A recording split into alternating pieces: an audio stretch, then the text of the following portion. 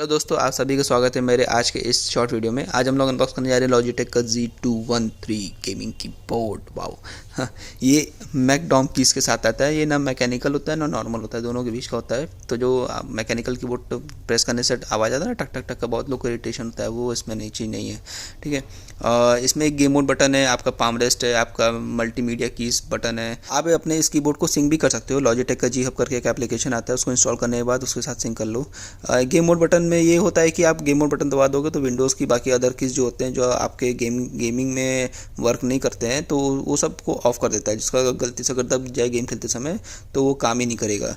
ठीक है, इस कीबोर्ड में बस एक ही कॉन है, वो है इसका वायर एकदम रद्दी महारद्दी, मतलब जो वर्ड हो सकता है वो है। ठीक है, तो बाकी 2 महीने से हम यूज़ कर रहे हैं इस कीबोर्ड को, बिल्कुल भी कहीं भी मुझे प्रॉब्लम लगा, एकदम मक्खन जैसा चल रहा है। और आप भी यूज़ करिएगा, 3,500 का आपका बजट हो तो ले लीजिएगा। बाकी वीडियो कैसा लगा बताइए ज़रूर मुझे।